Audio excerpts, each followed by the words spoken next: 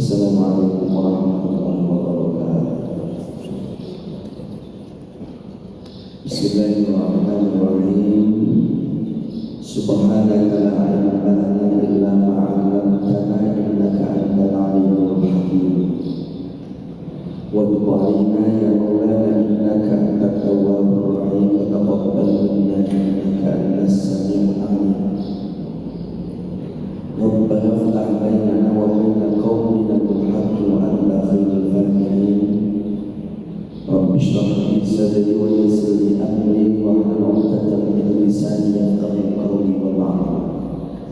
Hadratul afadhil jamaah salat subuh Masjid Agung Baitul Mukminin Kabupaten Jombang rahimahullah. Mudah-mudahan Allah memberikan kekuatan iman dan Islam kepada kita semua, sehingga kenikmatan berupa kesehatan dan kesempatan kita gunakan untuk memohon rahmat dan maghfirah dari Allah Subhanahu wa taala melalui majelis taklim pagi ini. Mudah-mudahan Allah memberikan keberkahan kepada kita bersama keluarga kita semuanya. Amin amin ya rabbal alamin. Hadirin rahimakumullah, di dalam kitab Tarikh Tashbih al-Islam karya Dr. ini diceritakan terkait dengan beberapa judul tulis Al-Quran. Ini ternyata jumlahnya sangat banyak sekali. Dalam kitab ini diterangkan ada 42 dan juga riwayat yang lainnya itu ada 26. Fakana mengkono soto kanjeng Nabi itu tidak tafahman. Nalikane memahami soto kanjeng Nabi al-ayat biro-biro ayat. Wa hafidho lan wis ngapalaken soto Nabi ayat. Bala Allah nyampeaken soto Nabi ayat an-nasa ing manungsa. An-nasa para sahabat. Wa amara lan perintah sapa nabi dibanding juru tulis min kutabi saking pira-pira juru tulis kanjeng Nabi ayat tuba yang nulis sapa kutab ing ayat baina yadayhi ing dalem ngersane kanjeng Nabi ing dalem ngaji kanjeng Nabi. Imma ala asibin ono karane ing atase pelepah kurma ay wa jaridun nakhli pelepah kurma wa imma ala lakhfin dan anak ono karane ing dalem watu wa utawi lafun iku hajarun batu rokikun kang tipis wa imma ala ruk'atin lan terkadang ing atase papan. Para bapak ibu rahimahumullah, ternyata selama ini turunnya Al-Quran jadi Allah kepada malaikat Jibril alaihissalam lalu disampaikan kepada baginda Nabi Muhammad sallallahu alaihi wasallam. Itu melalui proses dan penulisannya Al-Quran ini ternyata setelah disampaikan kepada kanjeng Nabi memahami beberapa ayat-ayat yang turun kepada kanjeng Nabi ini difahami betul, dan ini mungkin merupakan proses pembelajaran kanjeng Nabi langsung dari Allah melalui malaikat Jibril. Ini adalah bimbingan Allah kepada Nabi Muhammad melalui malaikat Jibril berupa turunnya ayat-ayat Al-Quran, dipahami betul ayat demi ayat, surat demi surat. Kemudian wahafidho, kanjeng Nabi juga menghafalkan Al-Quran, ayat-ayat yang turun nanti dihafalkan. Bayangkan Pak, proses memahami Al-Quran itu sulit. proses menghafalkan Al-Quran itu sulit, ternyata begitu mudah dihafalkan Kanjeng Nabi, dan tidak ada yang hilang satu ayat pun, satu huruf pun tidak ada. Memang Allah memberikan kekhususan keistimewaan kepada Kanjeng Nabi menjadi orang-orang yang cerdas. Makanya sifat Kanjeng Nabi itu siddiq, amanah, tabligh, faqih, 4. Yang keempat ini ternyata wujud kasih sayang Allah pada Kanjeng Nabi memberikan sifat cerdas di atas rata-rata manusia. Makanya ada tes IQ ini mungkin mengarah kepada terinspirasi kepada kecerdasan baginda Nabi Muhammad SAW. Bayangkan aku, Al-Quran itu turun didengar oleh Kanjeng Nabi. Waktu itu belum ditulis, tapi dihafal oleh Kanjeng Nabi. Bahkan dipahami per ayat, per surat. Ini dikutip oleh Dr. Hudolin. Kemudian setelah dipahami Kanjeng Nabi dan juga dihafalkan Kanjeng Nabi, lalu disampaikan kepada sahabat-sahabat Nabi. Lalu Kanjeng Nabi mengutus juru tulis. Jadi disampaikan dulu kepada para sahabat melalui majelis taklim yang dibentuk Kanjeng Nabi di masjid. Sebab apa? Masjid zaman Nabi ini termasuk universitas kaum muslimin. Tempat kajian-kajian dilakukan Kanjeng Nabi itu di masjid. Dan ada yang bergembira sampai saat ini kajian Islami majelis taklim berpusatkan di masjid ini ternyata sudah diajarkan oleh Kanjeng Nabi Muhammad SAW. Kanjeng Nabi langsung mengutus juru tulis Al-Quran agar ditulis, dan penulisan-penulisan ini dibimbing langsung oleh Kanjeng Nabi di hadapan Kanjeng Nabi. Kanjeng Nabi menyampaikan satu contoh ayat, sanuqri'uka fala tansa illa ma sya'allah innahu ya'lamul jahra wa ma yakhfa. Misalnya Kanjeng Nabi menyampaikan ayat itu, sahabat menulis di sampingnya. Dan ini tidak satu atau dua atau tiga orang yang menulis, banyak sekali, jumlahnya sangat-sangat banyak sekali dari beberapa para sahabat. Ditulis di hadapan Kanjeng Nabi. Waktu itu media alat tulisnya ada kalanya menggunakan pahkorma. Belum benar-benar ditulis tidak bernopo, tapi di media yang dijadikan tempat menuangkan tulisan ini adalah pelepah kurma. Bantuan itu kembali yang kedua dengan bebatuan yang tipis-tipis, batu sing gede-gede Pak, tapi tipis-tipis. Dengan seperti batu alam, batu sing dimodifikasi, dipercaya, ditempel, tembok-tembok. Mungkin seperti itu, tapi wujudnya begitu besar. Dengan menarik bagian setelah kita ini wonten museum-museum peninggalan zaman Kanjeng Nabi itu ada di sana. Nah, sila ketiga di mana kan media tempat ditulisnya Al-Quran, ada kalanya di papan. Berarti masih diserahkan ditulis secara kemarin. Ini di berbagai media tempat tulisan. Dan ini dibimbing langsung oleh Kanjeng Nabi Muhammad SAW. Lah, jumlahnya berapa orang-orang yang bersedia menulis turunnya Al-Quran ini? Wa kana orang itu lalu ketika Kanjeng Nabi SAW tahun bila-bila jurus.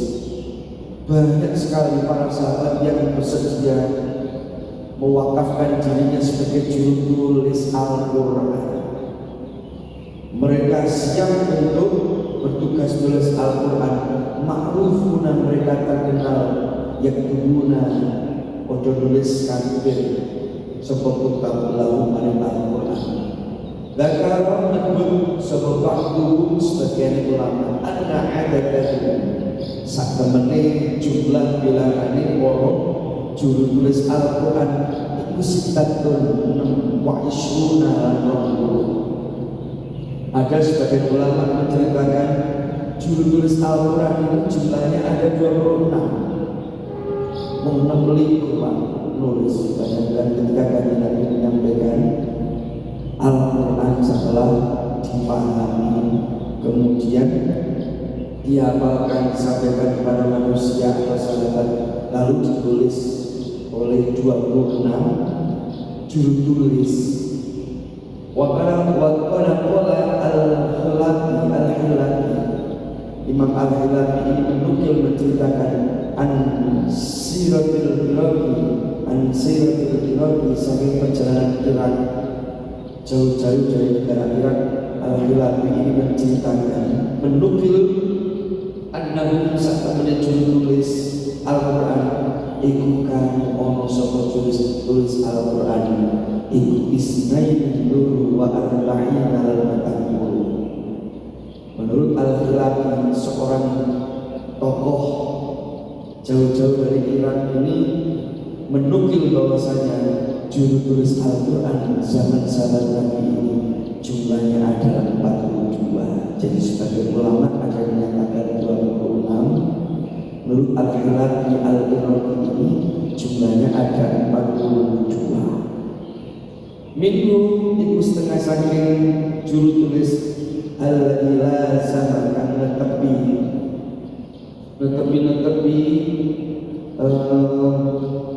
sapa para juru tulis bu Kanjeng Nabi sallallahu alaihi wasallam fi jami'i adwari ing dalem sakabehane pira-pira periode at-tasyriyah kang bangsa sejarah. Pemilu iku setengah saking para penulis ayat Al-Quran man utawi wong kana ana sapa man yang dulu nulis sapa man lahu maring Kanjeng Nabi muddadan ing dalem sak mangsa muddadan ing dalem mangsa kelan kang sethithik apa mangsa au surat utawa akeh. Ternyata dari 42 juru tulis atau menurut sebagian ulama 26 penulis itu mereka ada yang menulis jumlahnya sedikit, tetapi juga ada yang menulis jumlahnya sangat banyak sekali. Enten sing nulis sedikit, enten sing nulis akeh. Mungkin sesuai dengan kesempatan mereka. Karena apa? Turunnya Al-Quran itu sekitar 22 tahun atau 23 tahun. Tertulis 22 tahun 2 bulan 22 hari. Jumlah sebegitu panjang ini tidak mudah. Boten gampang sawoten suwe nikmatane juru tulis niku kuat. Karena apa? Mengumpulkan tulisan selama 23 tahun itu tidak mudah. Makanya senulis itu kuat. Kalian kadang itu tulis lah. Siapakah orang-orang yang dikenal, orang-orang yang terkenal sebagai juru tulis? Wa asyhadu haula'il kitabi utawi piro-piro kang terkenal masyhur mereka juru tulis ayat iku al-khulafaul arba'ah. Niku khulafaur rasyidin Abu Bakar, Umar, Utsman, Ali. Khulafaur rasyidin ini terkenal juga sebagai juru tulis. Wa Amir bin Fahirah,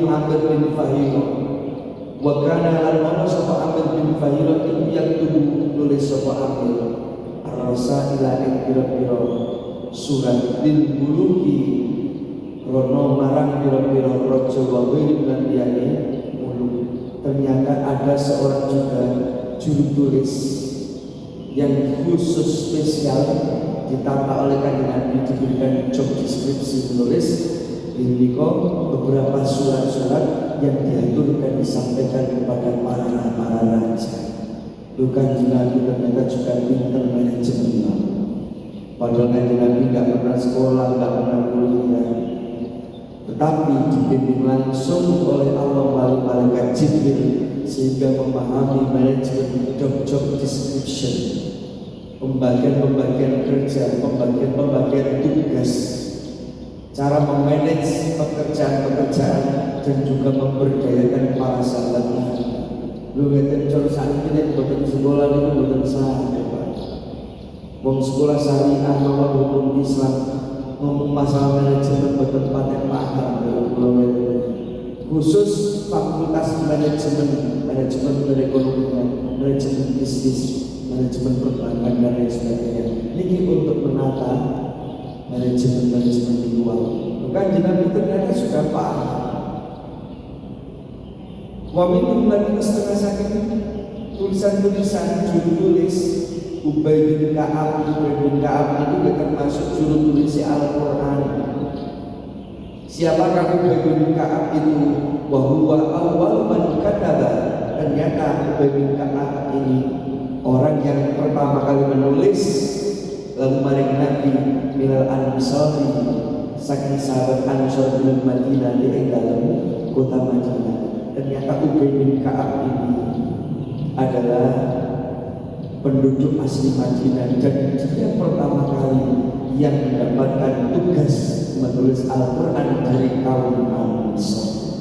Ubay bin Ka'ab ini nama-namanya disebut ternyata dia asli orang Madinah sebagai salah satu kelompok kaum Ansar, orang yang menolong terhadap kaum-kaum yang hijrah dari Mekah menuju ke Madinah. Dan dialah pertama kali juru tulis dari golongan Ansar.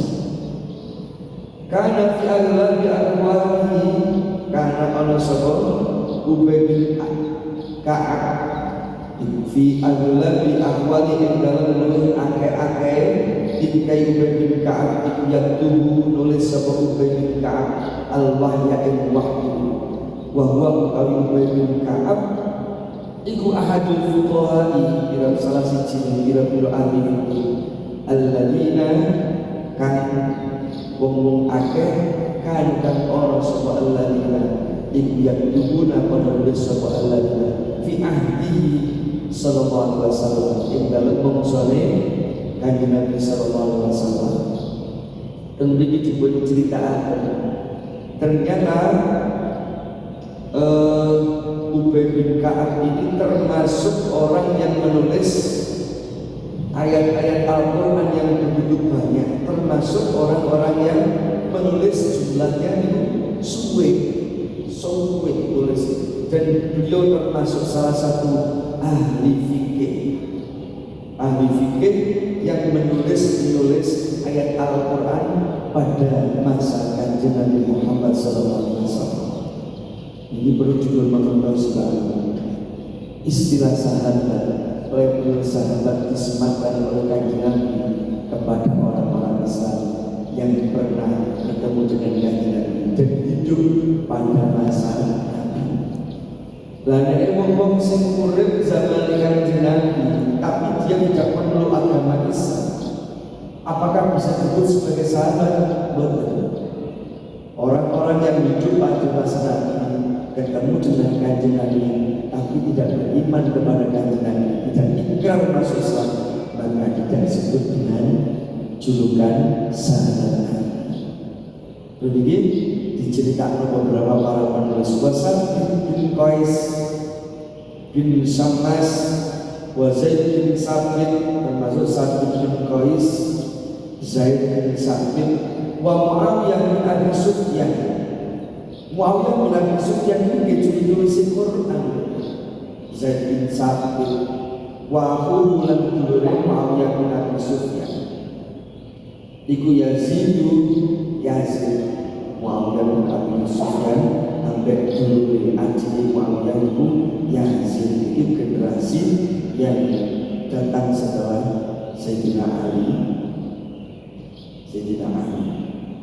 Wa kana lan sallallahu Muawiyah iku sapa Muawiyah wa Zaid bin Sabit iku lazimain wong loro sing tetep pilih kitabati mari nulis Al-Quran baina yadayi Rasulullah sallallahu alaihi wasallam ing dalem kersane Kanjeng Nabi fil wahyi ing dalem wahyu wa ghairihi lan liyane wahyu la amalan betul pekerjaan orang pekerjaan yang mawujud lahuma kedua Zaid bin Sabit kalian Muawiyah. Wa ila dzalika sa'ya nulis Al-Qur'an. Ternyata waktu di antara 26 orang yang disebutkan sebagai juru tulis atau menurut riwayat yang lain 42 orang yang paling istiqomah, ada 2 sebagai juru tulis Al-Quran, yakni Zaid bin Sabit dan Muawiyah bin Abi Sufyan. Inilah 2 orang yang hidupnya digunakan untuk menulis Al-Quran. Alhamdulillah, kalau dikatakan orang yang menulis Al-Quran berarti saking dino ini pun cek ambil kanjeng, dekat sekali dengan sumber-sumber keluarnya Al-Quran yang baginda Nabi Muhammad sallallahu alaihi wasallam. Boten kerja yang ikhlas, tidak memiliki profesi yang lain kecuali menulis Al-Quran. Makanya ketika ini tercatat dalam sejarah, guru kali panjang itu akhirnya mengenal siapakah Zaid bin Sabit, siapakah Muawiyah bin Abi Sufyan. Ini 2 orang yang sangat getol istiqomah nulis turunnya Al-Quran atas perintah kanjeng Nabi Muhammad sallallahu alaihi wasallam. 2 ini. Wal Mughirah bin Abi Syu'bah wa Zubair bin Awam, juga sahabat yang lain, Mughirah bin Syu'bah, Zubair bin Awam, wa Khalid bin Walid, seorang panglima perang. Khalid bin Walid ini ternyata juru tulis Al-Quran. Wal Ala bin Al-Hadrami, Ala bin Hadrami, wa Amr bin As, wa Abdullah bin Al-Hadrami, wa Muhammad bin Muslim Maslama, wa Abdullah bin Abi bin Ubay bin Salul. Jadi jumlah para penulis Al-Quran yang ditunjuk oleh kanjeng Nabi itu berlimpah. Ternyata kanjeng Nabi sampun menata, sampun memberdayakan para sahabat Nabi ikut andil tentang ini menulis Al-Quran. Maksudnya apa? Ini menulis Al-Quran ini ganjaran yang gede, dan juga tercatat di dalam sejarah kanjeng Nabi melibatkan beberapa sahabat-sahabatnya agar dikenal dan dikenal mereka itu orang-orang yang berjasa di dalam menulis Al-Quran. Lama ditulis itu tentu di manakah diletakkan beberapa ayat Al-Quran yang ditulis oleh sahabat. Wa kana hadzal maktubi yudau fi baiti Rasulullah sallallahu alaihi wasallam. Tulisan-tulisan Al-Quran, ayat-ayat Al-Quran tadi niku ditaruh diletakkan wonten dalem kanjeng Nabi Muhammad sallallahu alaihi wasallam. Wa yaktubu lan nulis sufal kabu tulis li anfusihim maring awak dhewe. Minhu saking hadzal maktub suratan ing contone, wa yadullu lan yudunno mengarahkan ing juru tulis sapa Rasulullah sallallahu alaihi wasallam ala maudhi'ima ing kasih panggonane perkara yang sirukan wujud apa mil ayat ini saking pira-pira ayat min surat ini saking pira-pira surat ayat bakalan ono sapa hafizatul ummiyina pira-pira hafalane wong-wong sing iman-iman kabeh, hafizatul aminina pira-pira wong sing ngapalno saking pira-pira wong sing iman-iman kabeh, wa suhufil kathirina lan pira-pira catetane juru tulis-tulis kabeh. Lalu bagaimana setelah tulisan ini dikumpulkan di dalam kanjeng Nabi, ternyata para sahabat juga menulis ganda, disimpan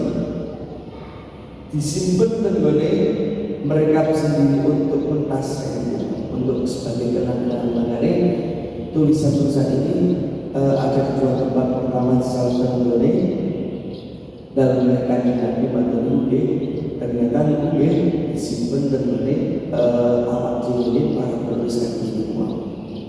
Dan ini dibimbing langsung oleh Kanjeng Nabi tentang turunnya ayat ini di mana, tentang peristiwa ini bagaimana, apa nama-nama surat ini dibimbing langsung oleh Kanjeng Nabi. Mandali wasuku utai bila-bila besar di baiti Rasulullah yang tetap tinggal dalam Kanjeng Nabi sallallahu alaihi wasallam.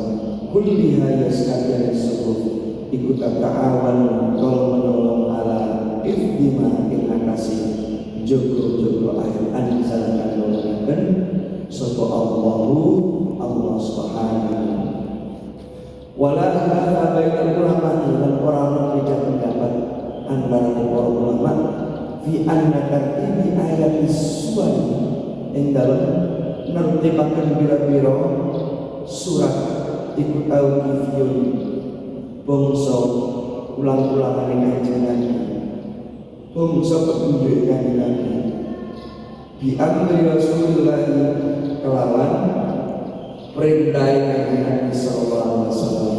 Ternyata begitu banyak ayat-ayat yang ditulis oleh para sahabat ini diurutkan, ditertibkan atas perintah Kanjeng Nabi. Makanya sesuatu yang berasal dari perintah Kanjeng Nabi ini disebut dengan tauqifiyun, atas petunjuk dari Kanjeng Nabi. Semuanya ditata oleh Kanjeng Nabi.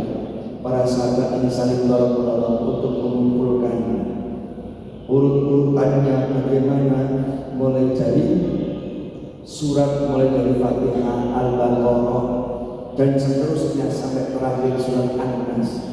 Ini diurut-urutkan, saling kerjasama para sahabat itu, dan juga dibimbing langsung oleh Kanjeng Nabi.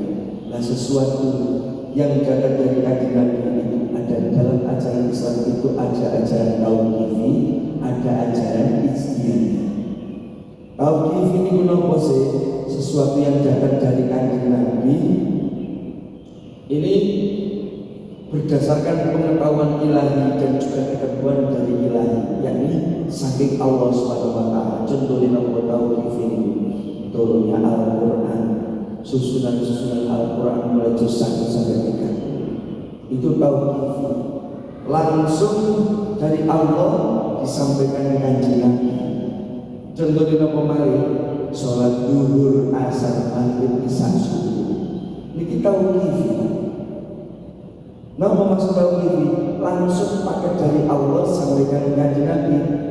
Kapan asar, zuhur, isya itu adalah 4 rakaat. Kapan maghrib itu 3 rakaat. Subuh 2 rakaat. Mungkin jenengan nanti ditangkap yang ngomong, lalu sholat maghrib kok 3 rakaat, subuh 2 rakaat, asar, zuhur, isya kok 4 rakaat. Dengan jawaban tauqifi langsung bersumber dari Kanjeng Nabi Muhammad sallallahu alaihi wasallam atas bimbingan Allah. Wahyu itu turun lalu mereka ini tauqifi. Maka ini bagian penting dipikir barang tauqifi itu hak prerogatif saking Gusti Allah. Lapor Ramadan kok wajib poso. Ya pancen iki dasare tauqifi. Lapor poso kok awan gak pengiane niki pancen tauqifi berdasarkan petunjuk saking Allah melalui Kanjeng Nabi. Lah enten kebalikan tauqifi itu ijtihadi. Ijtihadi ini apa maksudnya? Istilah yang berarti sesuatu yang ditentukan oleh manusia melalui pemikiran dan juga penalaran. Barang tauqifi ini wis gak diundang-undang, gak direkayasa, langsung saking Gusti Allah.